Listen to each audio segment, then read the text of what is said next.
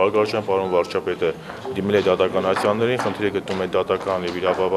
իրավական տիրույթում, այդտեղ մեկնաբանելու բան չունեմ։ Դատարանը կորոշի, բայց ես հավատում եմ պարոն վարչապետին։ Դատախազի ասածին չեք հավատում, պարոն Շահյան, նոր ՍԴ նախագահն օրինակ ասաց, որ իրավունք չունի չհավատալ տվյալ երկրի։ Ես ասացի, խնդիրը գտնվում է դատական ակցիաներում, դատարանը կորոշի։ Խնդրի պատասխանը պետք է տա դատարանը։ Եվ ես քանի դեռ խնդիրը պարոն վարչապետը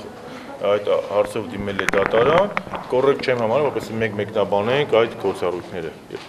Իսկ այստեղ քաղաքական դրդապատճառներ տեսնում եք վարչապետի անվան հետ կապված իմիջի անդադ շոշափվում է, որ ուզում են իմիջը վարկանիշը գցել նախագահական 2018 թվականի արդեն։ Դե մինչև 2018 թվականը դեռ պետք է շատ բարեփոխումներ անենք, ապրենք, հասնենք, կուսակցությունը նման հարց դեռևս չի քննարկել։ Ամեն դեպքում բնականաբար քաղաքական գործի հետ կապված ինչ որ լինում է, դա լինում է քաղաքական։ Նախագահի մոտ տեղ ունեցած քննարկումներին խիստ գնահատականներ ու նկատողություններ հնչեցին, ինչպես է դրանց վերաբերվում, եւ ասում են, որ ՀՀԿ-ում լարվածություն կա դրանից հետո։ Լարվածության մասին կարող եմ ասել, որ լարվածություն չկա, կա աշխատանքային մթնոլորտ, նախագահի խոսքերը մեկնաբանության կարիք չունեն, որովհետև պարոն նախագահը շատ հստակ եւ ամբողջական ներկայացրեց իր կարծիքը եւ շեշտադրումները շատ հստակ են եւ այդ առումով պարոն Սարգսյանի ասածները մեկնաբանության կարիք չունեն, իսկ երբ որ կլինի գործադիր մամլի նիստ, ես օրենքով սահմանված կարգով եւ մեր ավանդույթի համաձայն կհանդիպենք զրույցի։ Պարոն Շարմազանով, իսկ մեծամասնությունը իրեն ճիշտ չի պահել այդ օրը։ Ճիշտ պահելն ու սխալ պահելը դրանք քաղաքական բան չեն, էլի, քաղաքական կատեգորիաներ չեն։ Մեծամասնությունը ինչպես է պահել, ինչպես չի պահել, մեծամասնությունը ինչպես է խնդիրներ ունի, դա ներկուսակցական քննարկման խնդիր է եւ ես կոռեկտ չեմ համարում, մինչեւ կուսակցությունում քննարկումները, մեր ներկուսակցական քննարկումները, առավել եւս մեր կուսակցության նախագահի գնահատականները դες այդ քննարկել։ Ամեն դեպքում հանրապետության նախագահի, կուսակցության նախագահը ինչպես որոշի, այդպես է կլինի։ Ամենայնիվս մի հատ էական փոփոխություն կար։ Առաջին անգամ ՀՀԿ տեսակետը ներկայացրեց ոչ թե ասենք Գալուստ Սահակյանը, այլ Հովիկ Աբրահամյանը։ Այդ ինչով էր պայմանավորված այդ ժամանակ։ Ֆրակցիայի ղեկավարին հարցրեք։ Պարոն Շահյան, տեսակետ կա, որ Սերժ Սարգսյանին հատկապես բարկացրել է, որ դուք Հովիկ Աբրահամյանը այդ քննարկումների ժամանակ ըստ էության չեք պաշտպանել կառավարությանը, դեռ ավելին լափողներ, թալանչիներ որակել եւ արժեքում հենց դրա շուրջ։ Չգիտեմ ով է լափողներ եւ թալանչիներ ասել։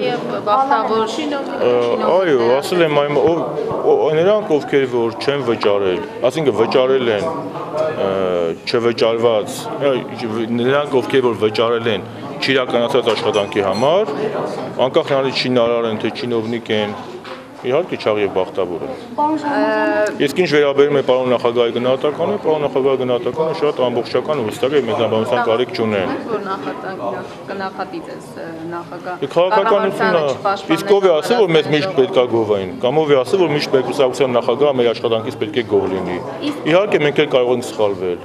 Եթե ելույթ ունենալու լինեիք, նույն ելույթը կունենայիք, պարոն Շարմազանով։ Ես ելույթ չեմ ունեցել, ես հարց եմ տվել։ Բայց նախաբանով էր եւ գնահատականներով էր ամեն դեպքում ձեր հարցը։ Հա, դուք ուշադիր նայեք։ Ելույթ ունեցել եք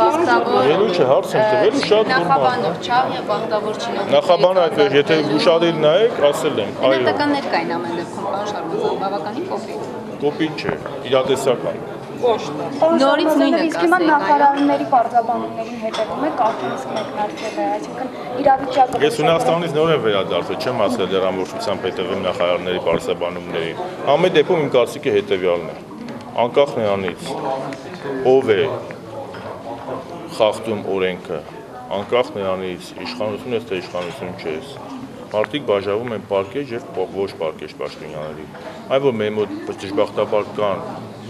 ոչ պարկեժ պաշտոնյաներ, դա փաստ է։ Եվ անկախ նրանից ով է խախտում օրենքը, դա կլինի Պողոս Պողոսյանը, Պետրոս Պետրոսյանը, թե Էդվարդ Շարմազանովը, պետք է պատժվի։ Դա է մեր կուսակցության փիլիսոփայությունը։ Քիչ առաջ նաև Սահմանադրական դատարանի նախագահը նշեց, որ 57 օրենքների հետ կապված հակասահմանադրական է հայտարարել։ Այս դեպքում մենք խնդիր չունենք օրենքների հետ կապված, դուք լինելով ազգային ժողովի փոխնախագահ։ Իսկ ով է ասում, որ պետք է օրենսդրական դաշտը կամ մեր մոտ օրենսդրական դաշտը կատարյալ կամ որևէ ոլորտ կատարյալ է։ Սահմանադրական դատարանի նախագահը դիտողություն արեց եւ եթե կա աշխատելու տեղ, պետք է մենք բոլորս միասին ավելի բարելավենք այդ օրենսդրական բազան։ Ես որևէ խնդիր չեմ տեսնում։ Ես այդ կարծում եմ, որ մենք չպետք է այդպես դոգմատիկ բաներով ապրենք, հա։ Իհարկե, կյանքը միշտ փոփոխությունների կարիք ունի եւ եթե դու ուզում ես արագ փոխվող աշխարհում կայուն մնաս, պետք է պատրաստ լինես փոփոխությունների։ Պարզապես այդ փոփոխությունները չպետք է լինեն ինքնանպատակ։ Իսկ կան օրենքներ, որոնք դուք առանձնացնեիք, որոնք բազմաթիվ ընթերցությունների եւ ինչպես նաեւ մագնամավորների շատեր նշեցին։ Ես նախընտրում եմ ոչ թե հիմա խոսափողների արժեվ խոսել այդ օրենքների թերություններից, եթե կան այդպիսի օրենքներ, նստել եւ իմ աշխատակազմի եւ իմ գործընկերների հետ քննարկել եւ ներկայացնել առաջարկություններ։